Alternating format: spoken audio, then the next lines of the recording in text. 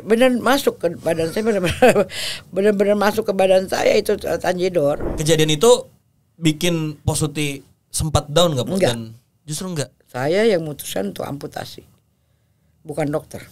Ya saya bilang sama ayah, enggak, habis hidup kita dengan kita diamputasi. Ya kan? Malah Allah masih memberikan kita kesempatan untuk berbuat lebih baik.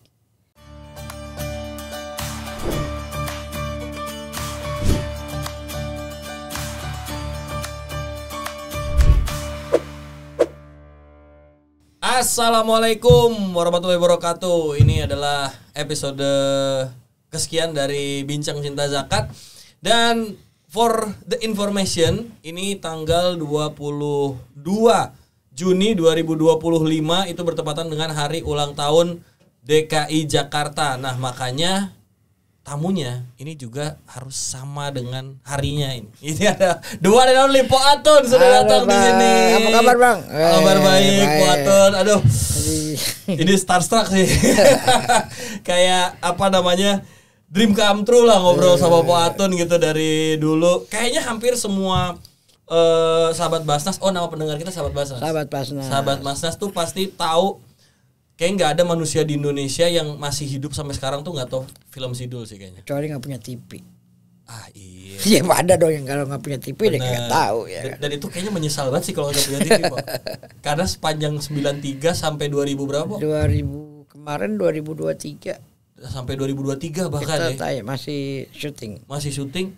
Itu kalau kagak punya TV nggak tahu Sidul. Iya, tapi kita sempat vakum 27 tahun sih. Oh iya. Kita sinetron kan selesai, terus kita vakum sampai 27 tahun baru layar lebar. Oh, itu prosesnya gimana, Pak? Apanya? Sampai dari sinetron, vakum terus sampai jadi layar lebar. Iya, lebar. kebetulan ya mungkin kita kembali sinetron Sidul itu adalah kan impian Mas Rano, ya kan? Jadi ketika mungkin Mas Rano kan sempat juga menjabat di Banten kan, di Kabupaten Tangerang. Jadi mungkin nggak sempat untuk nulis karena kan beliau yang punya cerita itu. Yeah. Jadi kita lama lah vakumnya. Terakhir waktu masih menjabat juga dia sempat ngomong, Sud, kalau kita bikin Sidul layar lebar gimana ya? Gitu. Berapa lama tuh syutingnya gitu? Gampang lah, bisa. Aku kan betul belajar kan untuk jadi astronot, kan belajar. Aku bisa ngecak waktu gitu istilahnya. Gitu. Ya udah akhirnya yuk kita bikin kalau memang nggak lama syutingnya gitu. Ya udah kita persiapkan itu. Mas Rano juga udah bukan ngederek ya, ada co-sutradaranya kan. Jadi bisa bikin layar lebar. Oh gitu prosesnya. Berarti diskusinya Bang Rano waktu itu sama Posuti langsung nih? Iya, karena kebetulan saya menemani beliau sebagai ajudannya.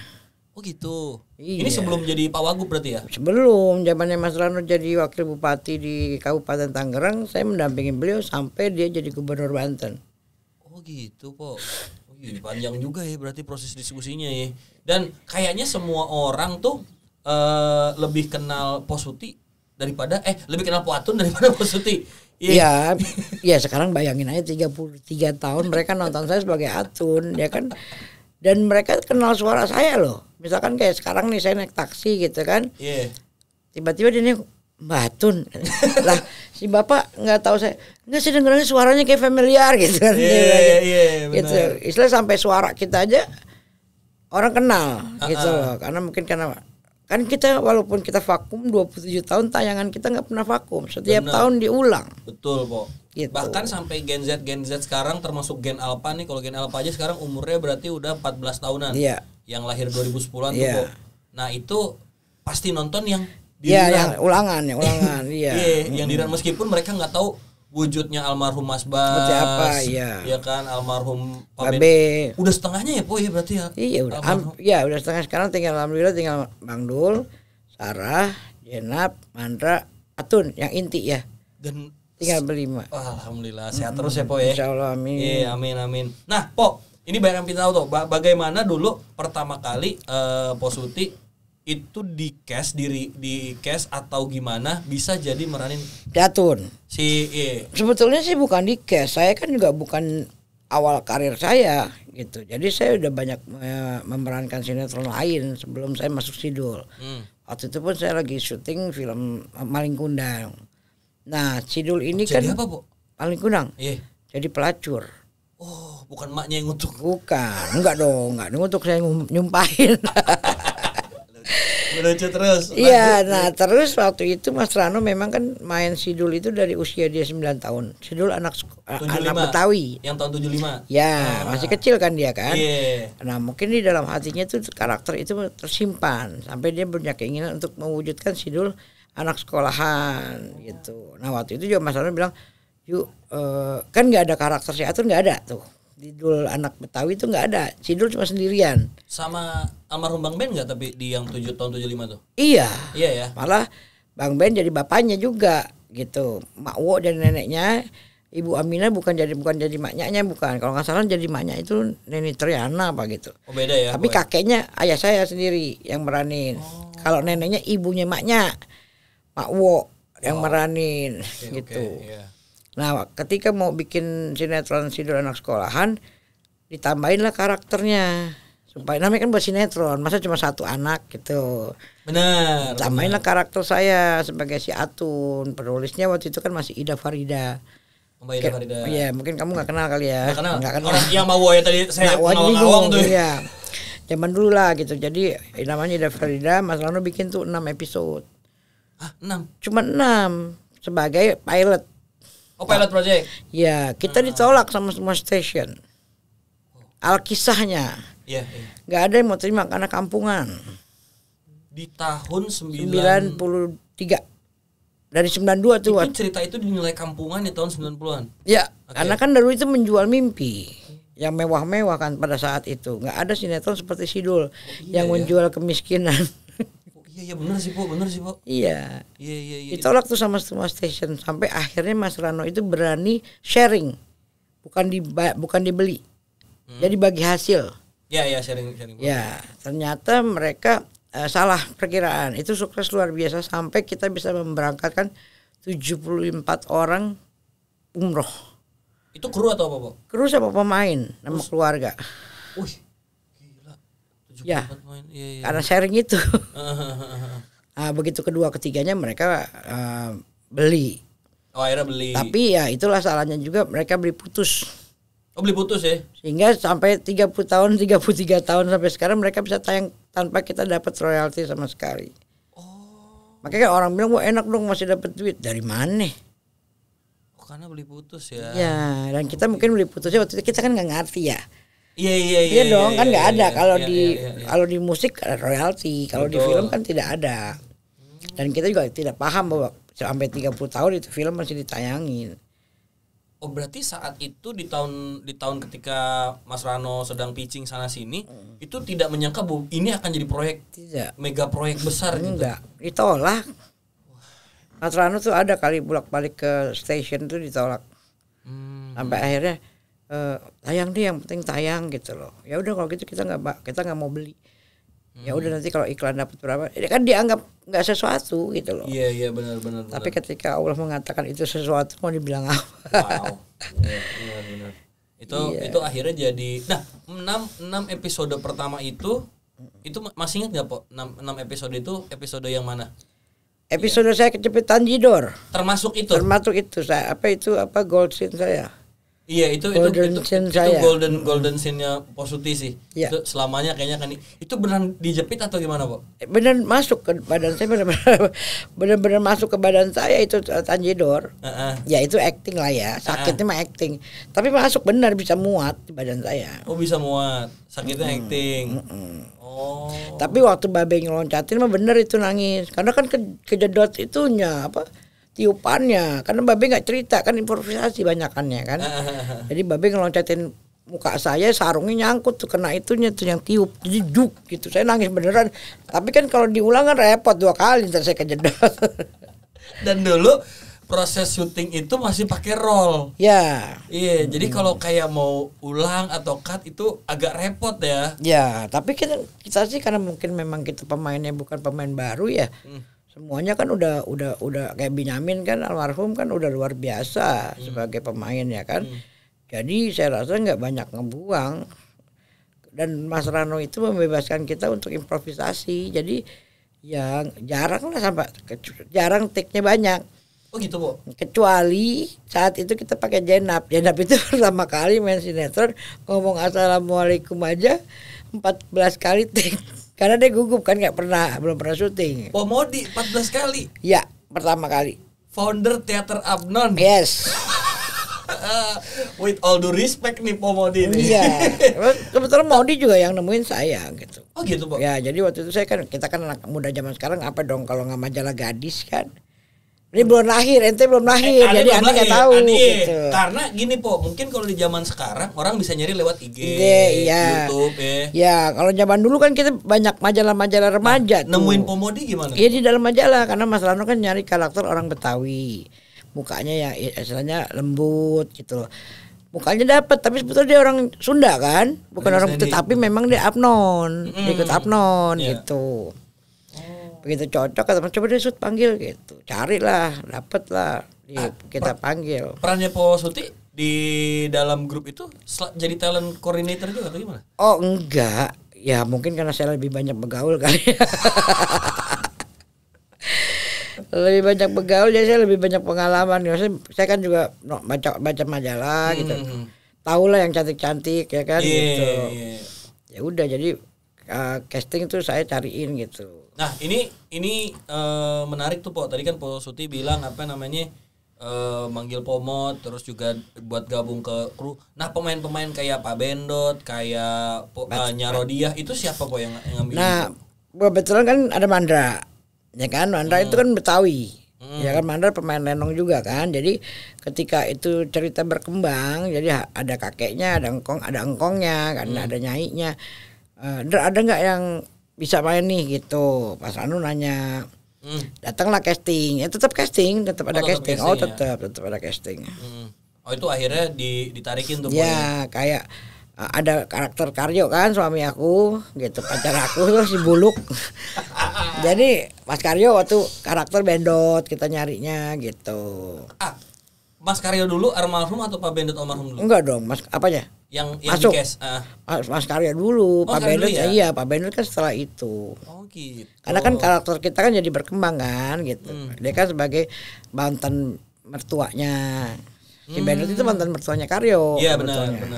Dan proses memasukkan bukan entitas ya, tapi orang-orang lain yang non Betawi ini emang ada di pikirannya Mas Rano atau jalan begitu aja, Po? Ada di pikiran Mas Rano. Nah, sekarang gini, Sidul kan itu akhirnya ada Ahong ya kan gitu-gitu. Sidul itu tidak syuting terus. Jadi Sidul 1 sampai 6 itu setahun kita break. Karena Mas Rano nggak mau syuting kejar tayang yang istilahnya skenario belum jadi. Kalau sekarang kan banyak skenario belum jadi, stripping. Nggak mau. Jadi kita tuh selalu gitu, Sidul 1 kita break setahun. Jadi semua skenario baru kita syuting lagi. Itu kan kita udah bisa cari kan karakter-karakter baru. Kayak kejadian Ahong yang kita kan di masyarakat Betawi ini kan banyak kultur kan, ada Jawa, ada Cina gitu. Supaya kita ada kebersamaan gitu. Iya sih, bener sih, Po. Secara tidak langsung kita istilahnya budaya Betawi juga kita lestarikan, istilahnya kan kayak gitu. Nah, Mas Rano tuh pernah bilang pas di interviewnya setelah terpilih jadi Wagub, dia tuh cerita flashback tentang dulu ya zaman ini. Bener, Po? Ada beberapa talent yang buta huruf, Po? Iya. Kayak Patile, Nyarodiah itu buta huruf. Jadi kalau beliau syuting biasanya Astradanya yang reading, yang bacain skenario, bacain mereka ngafalin gitu. Tapi kalau improvisasi diizinin. Malah ada satu hal yang lucu, Pak Bendot tahu? Iya. Nah Pak Bendot itu dia lebih paham kalau skenario itu dirubah menjadi bahasa Jawa. Jadi dia akan translate dulu tuh. Jadi kalau misalnya skenario beliau tuh kita buka balik itu bahasa Jawa, salinan dari skenario. Tulis tangan, Po? Tulis tangan. Gokil.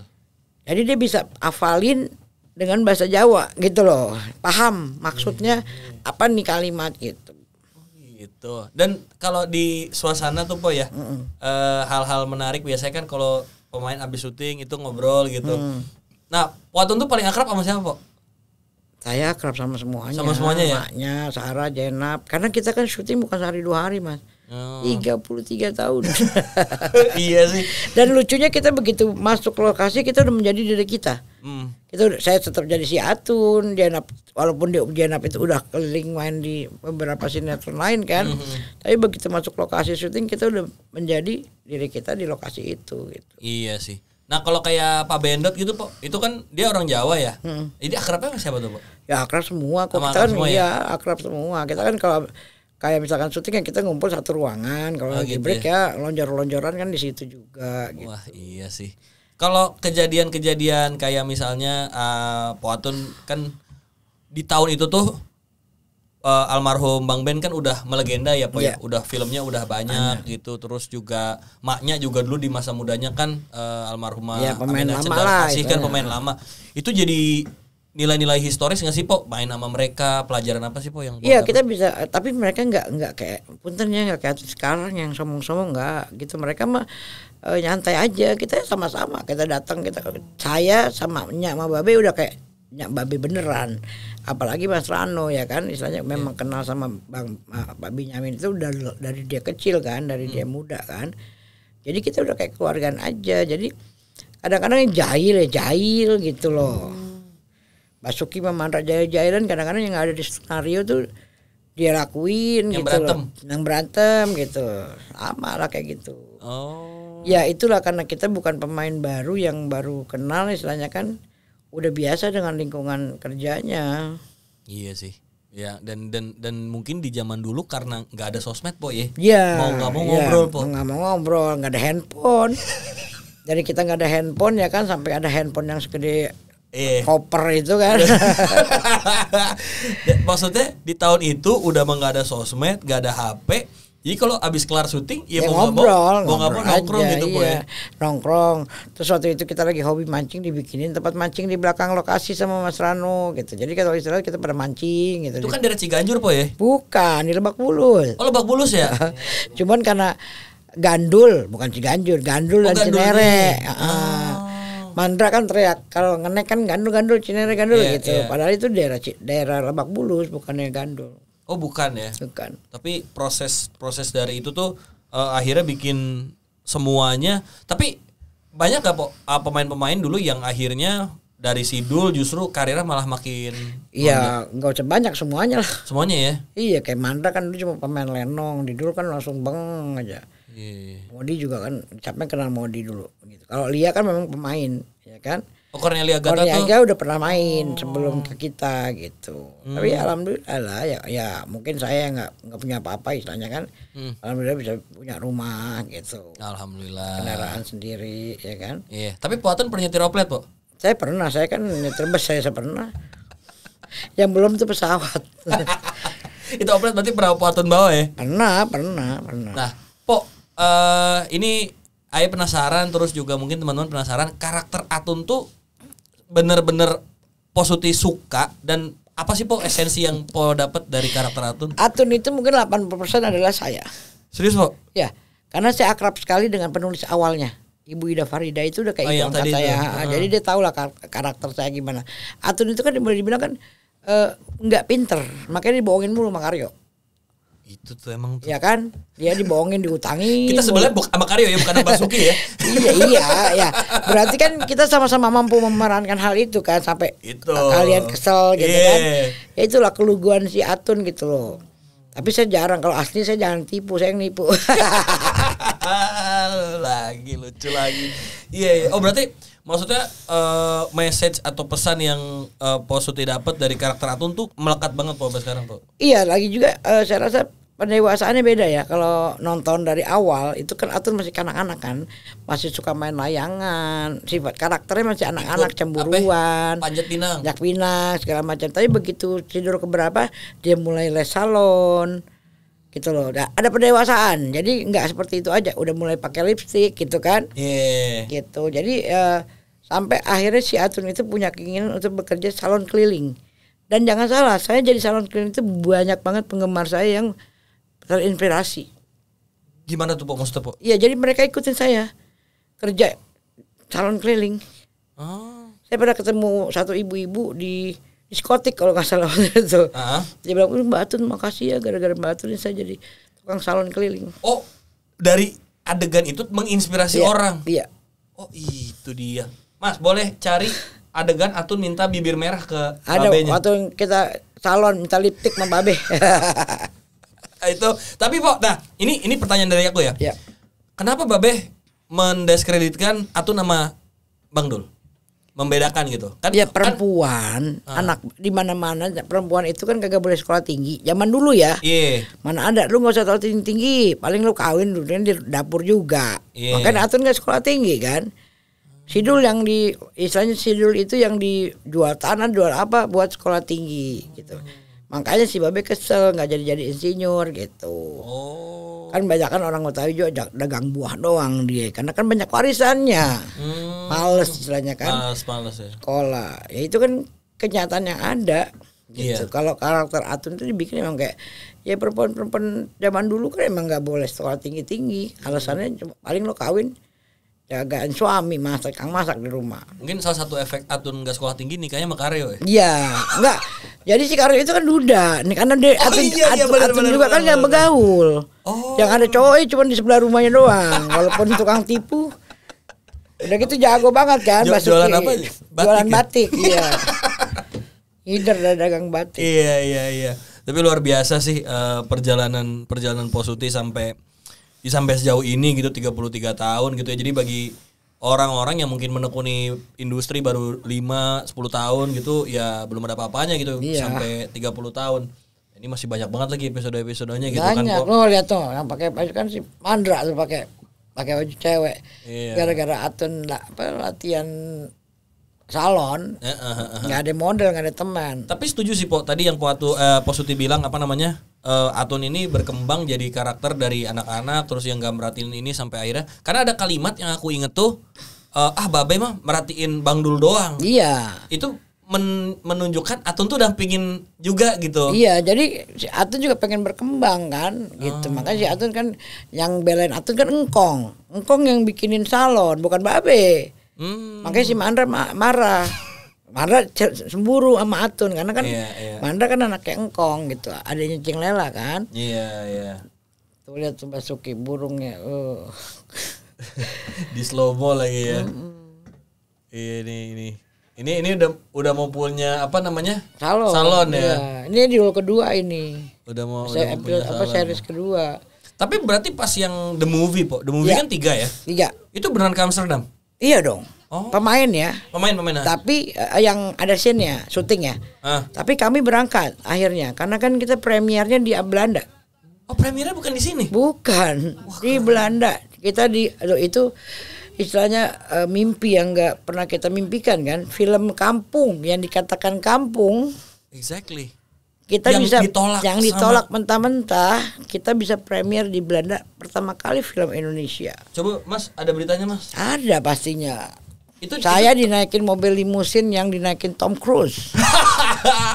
Aku 2024 kemarin aku ikut kuliah di Belanda 2024 dan aku main ke tempat di mana Dul sama Hans ngobrol. Oh, ya yang dekat itu. Di kanal. Dekat kanal itu. Kita bilang kali ya kan. Iya. Oh iya, gelar premiernya di Belanda. Di Belanda tuh.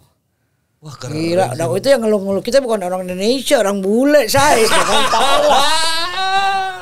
Orang bule itu. Itu tahun berapa Po? Berarti Po? Dari yang pertama ya, bukan ya Pak? Yang pertama. Tahun berapa lupa. Yang pertama tuh yang Sarahnya kabur kan? Enggak, ketemu Sarah ya. Oh. Ketemu Sarah. Yang kabur yang 3. Oh iya. Tahun berapa lupa dah. Tahun berapa tuh Mas, coba dilihat di data, lupa 2000. Saya juga. Itu di Amsterdam Po, premiernya Po? Ya, syutingnya kan di sana. Kalau yang ke sana kan memang Dul, Sarah, anaknya kan. Nah, sama si Hans. Kalau di yang scene, yang punya scene. Ya, yang punya scene. Tapi waktu premier itu kita berangkat semua. Aku, Modi, Nyak, kayak masih ada Nyak. Enggak, berangkatnya kan udah sakit. Kita berangkat kita ke Belanda. Bayangin itu ke Belanda itu kita cuma 5 hari. 75 orang diberangkatkan sama produser kita. Bawa wartawan kan. Oh iya, bawa media ya. Bawa media gitu. Kita tuh cuma 5 hari karena perjalanan, karena sampai Jakarta kita premier di Jakarta 2 hari. Seminggu 2 premier. Iya. 2 negara. Avengers namanya. Itu berlima. Iya. Secara Avengers.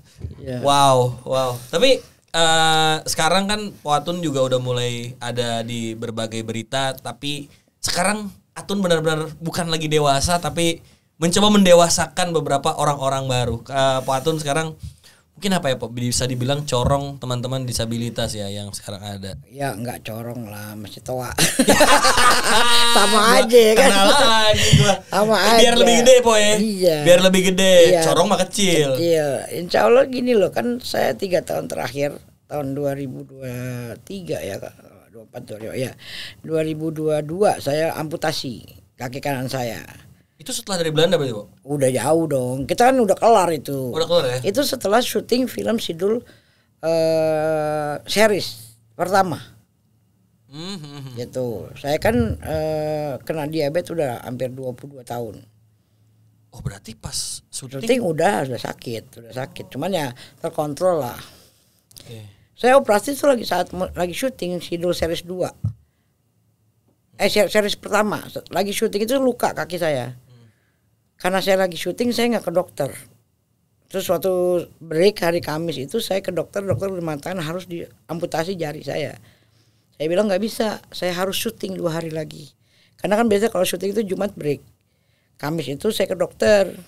Terus saya bilang nggak bisa dok, saya harus syuting dulu Sabtu, Minggu baru saya bisa operasi. Karena kan 100 orang pegawai keteteran. Sementara tinggal 2 hari syuting itu loh.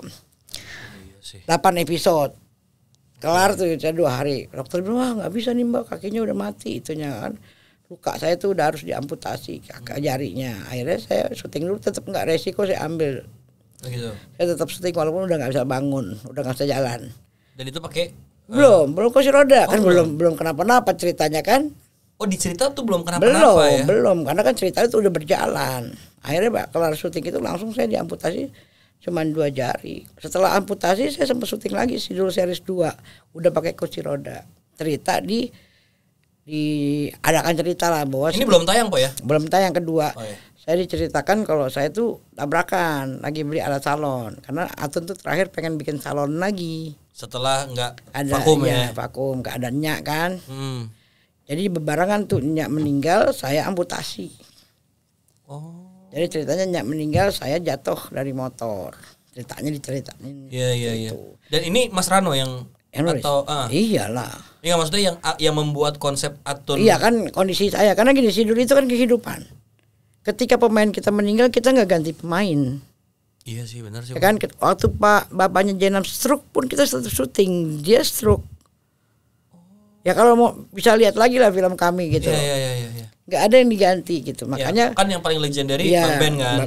Pak Benyamin nggak diganti juga kan. Ya. Sampai istilahnya Manya meninggal pun kita nggak ganti pemain. Manya itu memang sudah tidur selama 12 tahun seperti itu kondisinya. Maaf Po, pas di movie aku nonton 3-3-nya. Iya. Makanya aku tadi tahu ke Amsterdam. Pas maknya tidur itu Syuting. emang beneran nggak ngeliat kok. Enggak, emang udah buta dan lumpuh. Dia udah 12 tahun seperti itu. Tapi dia masih punya semangat untuk syuting hanya di Dul. Makanya Manya sempat bilang tuh waktu itu, Ran kata Allah masih mau perpanjang Sidul, munduran dong sebelumnya nggak ada. Wah merinding gua. Jadi Manya itu waktu syuting itu kita bangun set. Dibawa lah dari rumah Manya, dari tempat tidur ke setting studio, dibikin kayak rumah Sidul. Kita siapin ambulan, kita antar jemput. Udah kondisi kayak orang sakit dibawa ambulan syuting tapi. Oke. Ya itu luar biasa, beliau masih bersedia lah untuk itu dan masih jago ngafal skenarionya. Iya Po, itu kita nonton 1-2 apa bahkan sampai 3 tuh maknya yang ketemu anaknya dulu si Rebong. Itu kan masih dan kalimat cepat lanjutin sebelumnya itu kayak menggambarkan totalitas seorang aktris gitu loh. Betul. Itu yang luar biasa. Tadinya kan kita syutingnya di rumah maknya, di terasnya gitu, kita bangun set. Tapi akhirnya debu kan, nggak nyaman. Kita pindah studio AC, itu loh. Gitu. Cuman nggak yang jauh, cari studio nggak yang jauh dari rumah maknya supaya perjalanan dia nggak terlalu capek gitu. Pokoknya kita bikin dia bisa nyaman syuting, ada dijagain lah gitu. Dan Posuti salah satu orang yang ngadem-ngademin emak lah ya. Oh iya, kita reading bareng gitu. Udah kayak ibu sih ya, udah kayak ibu sendiri gitu loh. Itu ya sih Po. Itu udah kayak keluarga. Itu berkah generasi milenial pernah tahu almarhumah Aminah Cendar Kasih. Iya betul. Karena Gen Z nggak ngelihat kok. Ya, maka kita bingung kalau dibilang kita tuh udah kayak saudara udah. Walaupun kita nggak syuting tuh paling ngumpulnya lebaran, ngumpul di rumah Mas Rano. Kalau misalkan enggak, Mas Rano ngajak makan, misalkan keluar, kita ngumpul walaupun kita nggak syuting gitu loh. Di warung Bang Mandra? Kadang enggak di warung Mas Rano.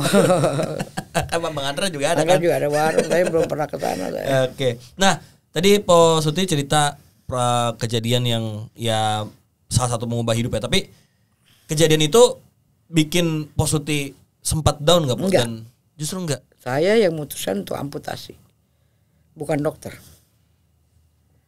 Karena kan ketika saya habis dipotong 2 jari itu, kaki saya itu melembung dan dikatakan bahwa mata kaki saya saluran kaki saya itu urat saya itu di bawah sudah mati. Bagian atas. Jadi dokter sempat beset gitu loh, beset bagian atas kaki saya. Saya kan gula. Ya. Seminggu saya di rumah sakit, yang tengah udah busuk. Jari yang tengah tadi kan 2 jari kan. Yang jari tengah kaki busuk, harus diamputasi lagi. Masa tiap minggu gua amputasi jari? Saya bilang, udahlah dok, potong aja. Amputasi aja semua. Jadi saya di atas dari mata kaki diamputasi. Supaya nggak ngerembet. Kalau ngerembet kan juga ngerembet. Namanya gula kan ngerembet, bahaya. Lebih baik itu dilakukan dok, aku bilang itu. Jadi nggak ada istilahnya saya nyesel atau bagaimana. Sekarang mau nyesel mau nyalain siapa? Semua ini kan akibat perbuatan saya sendiri. Ketika saya masih muda, saya nggak pernah mau dilarang nggak boleh minuman manis atau soft drink yang manis-manis. Karena saya nggak pernah minum air putih dulunya. Apalagi kalau syuting. Teh manis, kan teh kemasan, enak dong, nggak panas-panas. Betul. Ya kan, yang namanya soda pakai susu, enak kan. Jadi saya nggak pernah tuh minum air putih. Saya jatuh waktu lagi syuting di Jogja, di Kaliurang. Ternyata gula darah saya tinggi. Gitu. Jadi dari 22 tahun yang lalu, saya putuskan amputasi. Nggak ada penyesalan. Bahkan setelah proses amputasi, Po Atun lanjutin syuting ya? Syuting. Udah syuting. Nah, setelah itu ceritanya saya bertemulah beberapa orang yang concern terhadap disabilitas. Ada seorang perempuan dosen UI namanya Mbak Dini. Dia itu mengatakan bahwa saya punya konsep buat anak-anak disabilitas, tapi suara saya nggak pernah didengar karena saya tidak disabilitas. Jadi normal, dia dosen normal dong. Ya. Oh katanya coba Mbak Suti, kalau Mbak Suti yang ini mungkin Mbak Suti didengar. Terus kebetulan saya sama teman-teman saya yang non disabilitas itu lagi mau jalan-jalan ke Jogja. Mbak Dini bilang, Mbak, saya punya teman di Jogja yang kakinya juga, yang istilahnya pakai kursi roda juga disabilitas, tapi dia dosen UGM S3. Istilahnya dengan kondisi dia itu berjuang untuk diakui sebagai dosen, itu luar biasa. Saya datengin, saya temuin. Nah, ketika saya temuin Mbak Wuri itu yang di Jogja, dia tuh nggak sendiri, diajak tuh anak-anak UGM yang difabel. Ada yang buta, ada yang tangannya cuma separuh, ada yang Down syndrome. Sorry Po, itu, ini mahasiswa? Mahasiswa. Di situ saya melongo. Hah? Mereka luar UGM kan nggak mudah. Betul. Ya. Ini saya melongo makanya. Makanya, apalagi saya lihat mata kepala. Anda mendengar, kita lihat mata kepala. Buta itu dia hukum, mahasiswa hukum. Buta matanya, gitu loh.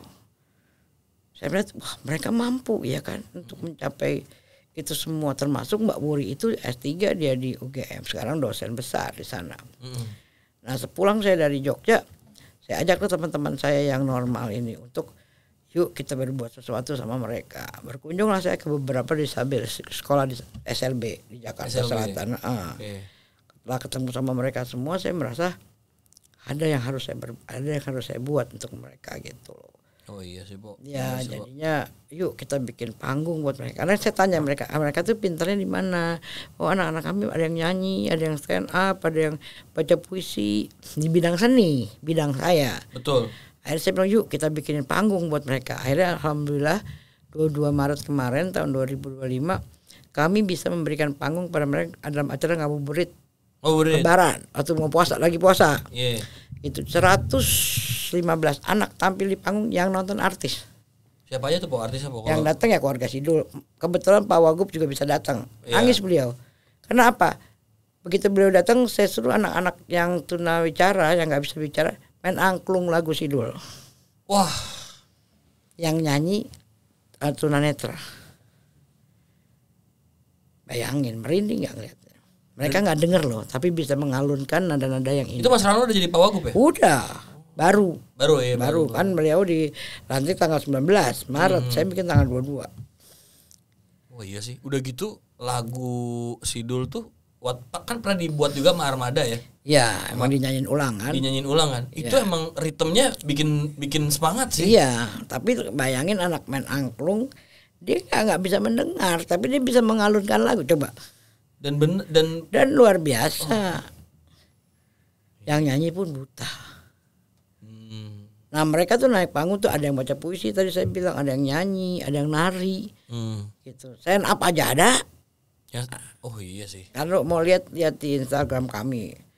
Apa, Po? Namanya, Po? Ya kita punya yayasan namanya Solidaritas Difabel Indonesia. Ada Instagram kita. Coba. Atau acara ngabuburit. Dan alhamdulillah baru aja kemarin tanggal 21 Juni ini saya mengadakan sunatan massal untuk 100 anak disabilitas. 100 anak disabilitas dari Jabodetabek. Sunatan massal itu gini, itu banyak orang mungkin nganggep bagi beberapa orang ya kayak skip gitu loh, nggak ya udah sunatan massal, tapi kita kadang nggak mikirin kondisi teman-teman disabilitas. Ya makanya mungkin selama ini sependengar saya kemarin juga, saya kan kerjasama sama YPAC Jakarta yang memang sudah 70 tahun mengurusi anak-anak cacat, ya kan? Mereka itu mengatakan bahwa mereka aja belum pernah. Nah ini Instagramnya follow dong. Nanti kita follow. Nah, di bawah mas. Kalau mau lihat acara kami di bawah, paling bawah deh. Coba deh. Ya, ini tuh saya berkunjung lihat tuh anak-anak buta. Oh iya, Po ya. Tuh. Nari. Bapak datang kan. Oh iya.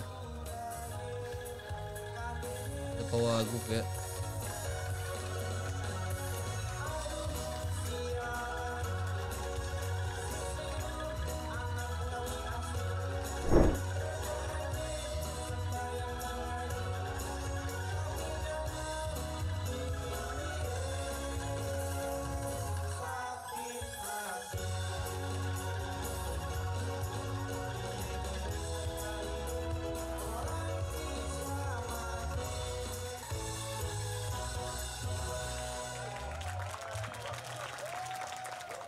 Bayangin mereka nggak mendengar loh, tapi bisa mengalunkan nada-nada indah ibaratnya. Iya. Nah, saya melihat seperti itu gitu. Makanya kemarin juga waktu saya mau bikin sunatan massal, saya bertanya nih kepada YPAC yang biasa menangani anak-anak disabilitas kan, apakah mereka ada yang sunat?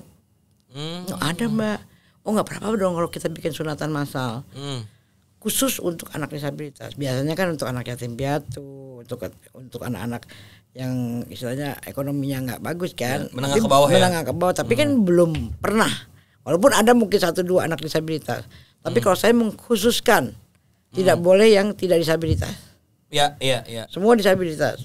Alhamdulillah kemarin kita buka kuota untuk 100, sebetulnya udah penuh pendaftaran, malah lebih, cuman hari hanya cuman ada 77 anak yang hadir. Oh itu tetap 80% sih, Po. 80%, iya. Tetap 80% sih, Po. Itu rata-rata emang anak-anak atau No. Usia 3 sampai 37. 37? Ya. Ada yang belum sunat? Ada yang belum sunat. Itu gimana caranya? Mungkin ada penolakan. Karena ada orang tua, kebetulan anaknya umur 13 tahun mengatakan bahwa terima kasih banget Mbak, bisa anak saya bisa sunat. Ini anak saya udah sering banget minta sunat dari umur 10 tahun. Tapi nggak ada mantri yang mau terima. Oh. Saya nggak sanggup. Ini ada di realitas sosial nih, Po? Ya, ada di nanti besok kita belum lagi edit ya. Maksudnya anak disabilitas dia minta sunat tapi banyak yang nggak mau ngelayanin. Alasannya kenapa? Disabilitas. Makanya begitu mereka dapat informasi tentang acara kami, dia langsung daftar. Dan anaknya apa-apa seneng. Malah seneng ya? Ya emang dia mau. Orang udah gede kan, udah 13 tahun gitu loh. Benar. Ini sampai umur 37 mas, ada kemarin. Ada 37 ya. Dari umur 3 tahun sampai 37. Pakai chainsaw kali ya. Pakai linggis. Motornya pakai chainsaw kali ya. Nah, ini dia nih. Kalau saya suka berkunjung ke sekolah-sekolah SLB. Oh gitu. Iya. Nah, ini dia. Oh, yang awal kali. Ini ada disabilitas berdaya Basnas nih. Iya. Nah, ini pertama kali Po Atun singgungan sama Basnas gimana, Po? Ceritanya. Jadi acara ini saya diundang. Kebetulan ada ya kan karena saya memang bergaul lah ya. Jadi ada seorang yang membina ini disabilitas ini nih kelompok penjahit di Kabupaten Tangerang. Oh deket ya, Kabupaten Tangerang ya? Jauh. Kabupaten sih ya soalnya. Iya, lumayan di 3 arah ke sana. Nah, dia bikin acara, katanya dia baru pindah. Undang aku ceritanya, aku ke sana, kebetulan ada Basnas. Oke. Gitu. Perkenalan lah kita di sana, siapa tahu kita bisa kerja sama kan. Tuh lihat, ini jago akuntansi. Yang kecil. Jadi mereka pembukuan semua tuh dia doang, gaji pegawai tuh tunggu dari dia. Oh gitu. Makanya banyak gede nih Po nih. Hah? Ini konveksi atau apa? Iya seperti konveksi, tapi yang ngerjain orang disabilitas. Untungnya dia ada pesantren yang beli, maksudnya pesen, kayak kaos gitu. Kayak banyak orang-orang yang pesen. Order. Dia jadi vendornya. Iya. Gitu. Anak-anak disabilitas yang kerja. Tuh 2 April tuh saya ke sana. Sekarang bulan Juni. 2 bulan berarti kan baru ke sini. Iya baru. Masih baru kok. Wah, thank you banget Po Atun udah ada singgungannya sama Basnas nih. Tapi itu kondisi teman-teman difabel yang di sana yang ngejahit itu apa Po rata-rata kondisinya Po? Rata-rata biasanya tuli. Sahabat tuli. Oh, tuli. Iya. Yalah, kalau sahabat tuli kan dia cuma enggak dengar, tapi dia kan fokus. Banyak kan fokus kalau tuli kan. Iya. Kalau buta tadi ketusuk jarum. Gini kena. Lucu terus. Bukan lucu emang keadaannya kan. Gitu. Po Atun, kalau Po Atun sendiri nih sebagai mungkin ya orang semua kenal lah Po Atun dah. Dan mungkin bisa jadi tadi apa ya? Toa nggak mau corong ya. Toa sebagai teman-teman disabilitas sana. Udah layak belum sih Po kenyataannya dan realitanya untuk teman-teman disabilitas mungkin mendapatkan fasilitas gitu? Ya pasti layak dong, banyak loh. Mungkin saya nggak dapat data yang pasti berapa banyak warga Jakarta khususnya mungkin ya yang disabilitas. Karena juga saya belum sempat cari tahu hal itu di dinas sosial. Saya juga pengen tahu, saya pengen berkunjung juga, tapi waktu saya belum ada sempat ya. Banyak Mas, kita butuh apa ya segala macam fasilitas itu, termasuk pendidikan buat mereka. Karena apa? Beberapa SLB yang saya kunjungi mereka adalah kekurangan guru malah. Muridnya banyak. Gurunya kurang. Kemarin saya ke SLB 11 Jakarta Negeri. Daerah mana tuh, Po? Di belakang Bidakara. Daerah elit ya. Ya. Itu sekolahannya bagus. Fasilitasnya bagus. Kelasnya banyak. Gurunya kurang. Jadi mereka nggak bisa terima yang daftar 300 yang terima cuma 10. Itu kapan kelarnya tuh yang lain ke sekolah? Iya sih. Nah itulah ada juga kita berkunjung ke JP2 di Cempaka Putih. Mereka mengatakan bahwa JP2 itu tidak ada taraf SMA. Jadi habis mereka lulus SMP mereka mau kemana? Adanya di JP1 itu daerah Kebayoran Cempaka Putih. JP1 ada sekolah negeri SMA. Cuma kan jauh Tanah Abang. Mereka dari Kemayoran. Anak disabilitas suruh naik angkot atau naik kendaraan umum jauh gitu udah bete sampai sekolah. Bener. Dan lebih kalau di Jakarta mungkin lebih kayak Ninja Warrior. Iya makanya kan itu sebetulnya harus jadi perhatian dari pemerintah. Kenapa nggak dibikin sekolah SLB? Karena kita harus memikirkan dari SMP itu mereka mau kemana. Kalau kita nggak latih mereka kemandirian mereka nanti mau jadi apa? Kalau misalkan masih ada orang tua, masih ada keluarga, kalau enggak kan? Kita kan harus lebih memperhatikan gitu mereka gitu. Jangan kita kasihani, kita kasih peluang mereka untuk bekerja. Wah top itu bener. Dan aku pernah ngobrol sama beberapa teman-teman yang serupa gitu. Mereka tuh lebih butuh kesamarataan daripada dikasihani. Ya makanya kan saya bilang bahwa tadi kenapa saya kasih panggung ke mereka ketika saya bikin acara. Iya. Supaya orang melihat mereka bisa nyanyi kok. Mereka bisa nari kok. Betul. Orang buta aja bisa main angklung. Ada yang jadi accounting. Iya ada yang angkut. Nggak perlu bisa bersuara tapi dia bisa menyuarakan. Iya. Ya kan luar biasa itu. Kayak mereka kan cuma bisu. Mereka mampu bekerja. Kenapa nggak diberikan peluang-peluang kerja itu? Memang ada peraturan pemerintah untuk menyediakan 1% atau 1-2% disabilitas untuk kerja di perusahaan-perusahaan. Tapi pada kenyataannya ada nggak? Ada nggak yang ngontrol? Kan harusnya ada. Yang ngontrol benar nggak perusahaan ini ada disabilitas? Itu kalau kita peduli. Harusnya seperti itu dong. Jangan ada aturan tapi tidak ada realisasinya.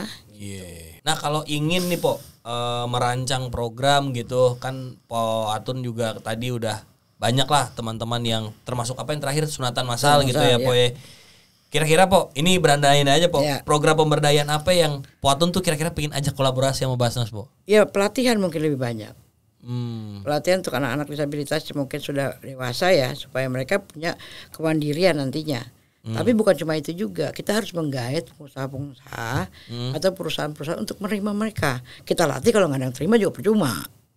Iya. Ya dong, kita bikin pelatihan tapi mereka nggak ada saluran, percuma juga gitu. Pengennya kayak gitu supaya nggak tahu ngegedor lewat mana sih juga nggak tahu istilahnya kan. Iya. Cuman paling tidak kita kan bisa mentoakan tadi kan supaya lihat dong mereka juga bisa kok gitu. Iya sih. Karena kebanyakan tadi juga Po Atun sempat bilang ada space atau apa namanya tempat buat PNS yang difabel. Iya. Tapi sejauh ini mungkin belum ada yang kontrol Po, berapa jumlah yang masuk. Betul. Iya. Terus dalam 1 tahun atau 2 angkatan periode ada berapa gitu yang ini. Iya makanya kayak jangankan itu kontrol RAM-nya aja kagak. Ya dong, RAM aja deh yang istilahnya buat pengguna kursi roda kan kita butuh RAM. Iya. Ya kan? Iya. Punten yang Basnas bikin tuh RAM-nya kemana? Istilahnya kan di Jakarta Selatan nggak ada RAM loh. Dan itu untuk fasilitas kayak jalanan segala macam itu harus dibenerin. Kadang-kadang yang buat saluran trotoar orang tunanetra juga kan mentok-mentok suka kaki lima, parkiran motor kan kayak gitu. Kalau nggak ada yang ngontrol, mereka kena kejedot-jedot dong. Iya lagi. Kita pengennya kan ramah. Kalau kita ramah pasti banyak orang yang berani jalan sendiri ya kan. Iya. Dan sesuai dengan apa yang tadi Po Suti bilang, mereka ingin disetarakan daripada dikasihani. Betul, kasih mereka kesempatan, jangan kasih uang. Nah itu kalau pandangannya Po Atun sendiri nih Po, kenapa disabilitas terus teman-teman yang mungkin mengalami hal kayak diamputasi kakinya, terus juga kurang beruntung lah intinya, kenapa itu identik dengan kemiskinan Po? Ya bukan identik dengan kemiskinan, ya itu tadi mereka nggak punya skill mungkin. Ya kan? Ya kalau misalkan mereka punya skill kan berarti kita bisa berbuat sesuatu yang bisa dijual misalkan, ya kan? Kayak saya aja gini, saya amputasi, saya masih bisa dagang kok. Kemauan juga, jangan kita begini aja gitu loh istilahnya. Ya tergantung mindset kita juga Mas. Kalau kita mau cuma dikasihani ya kita nggak bisa jadi sesuatu. Betul. Kalau saya masih dagang, saya juga amputasi kan. Nah di yayasannya Po Suti itu udah ada beberapa ini Bu, setelah tadi sunatan massal, kira-kira kedepannya mau bikin apa lagi Bu? Insya Allah banyak yang mau saya bikin, tergantung juga dananya kan. Kita kan juga istilahnya sekarang ya seperti saya bilang bukan mau dikasihani, tapi kita kan segala sesuatu berbuat pasti kita perlu dana.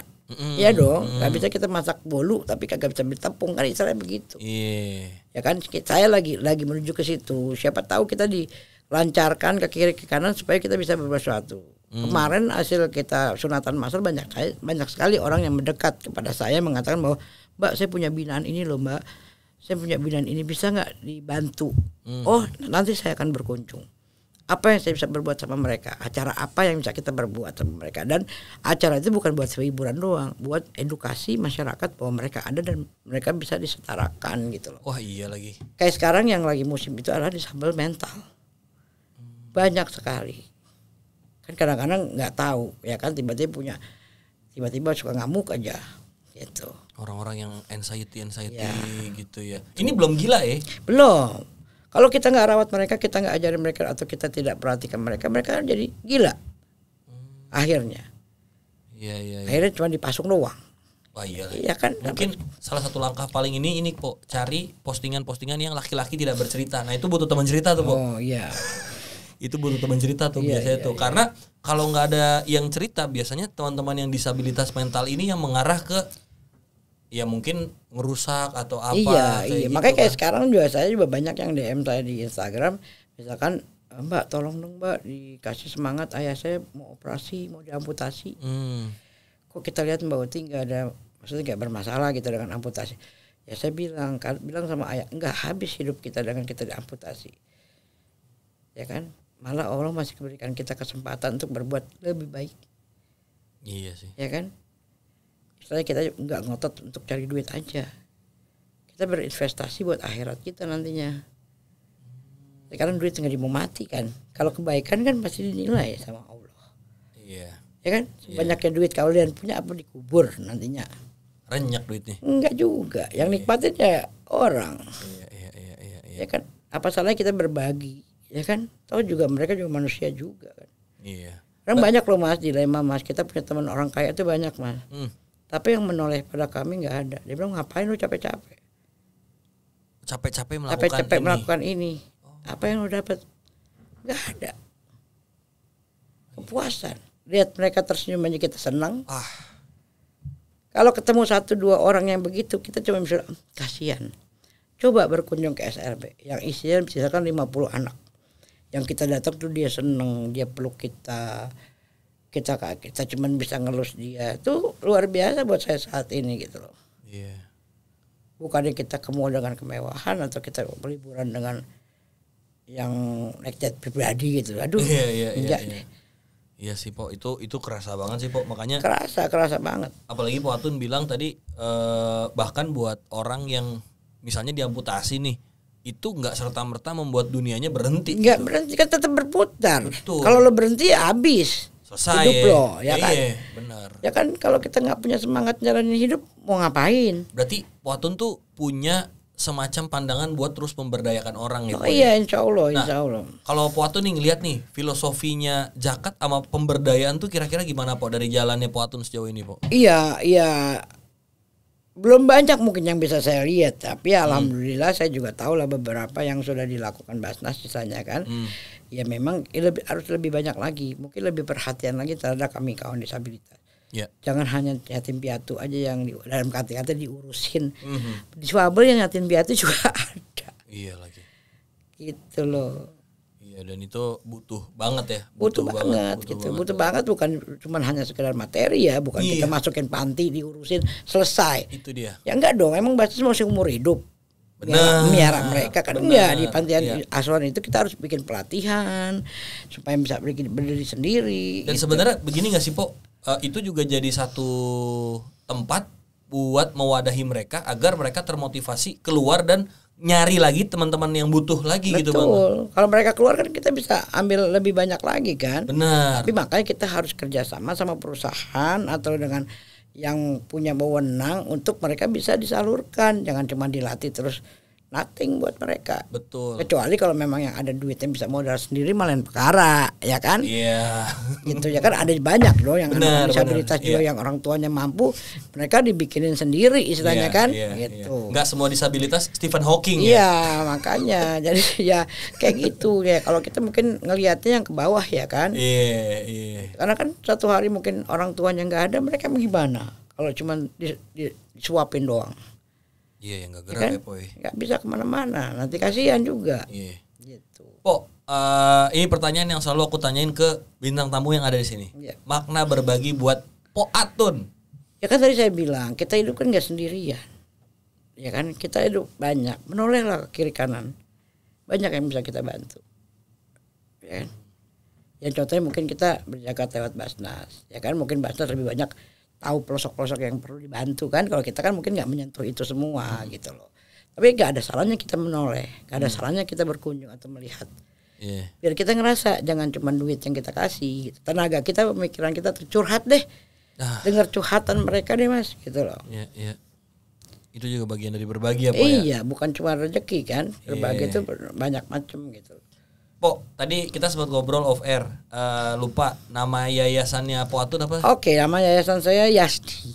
Yasdi itu? Yayasan Solidaritas Difabel Indonesia. Yayasan Solidaritas Difabel Indonesia. Jadi kita solidaritas kan. Solid ya. Nah, motonya apa Pok? Ya moto tadi berkarya dengan hati. Berjalan dengan hati. Kenapa dengan hati? Karena saya udah nggak punya kaki kan. Kalau hati kita yang berjalan kan pasti bisa kemana-mana. Kalau kita nggak bisa melangkah kan selesai. Kalau kita mikir, aduh gue nggak mau kemana-mana, gue udah nggak punya kaki kan nggak kemana-mana kita akhirnya. Jadi tapi kalau hati kita yang bicara kan, hati yang berjalan ya. Iya, hati kita yang berjalan menyentuh. Karena kondisinya emang udah gak punya kaki. Oke. Waktu terima kasih banyak ya, Po. Thank you banget. Udah mau datang. Iya, seneng, Po. Semoga semua urusan dari Yasdi tadi lancar semua. Amin. Semoga juga Yasdi selalu bisa bekerja sama dengan Basnas. Amin. Dan saya ucapkan terima kasih karena kemarin juga kami dibantu oleh Basnas dalam sunatan masal. Itu dia. Sip, sekian dan terima kasih. Assalamualaikum. Waalaikumsalam.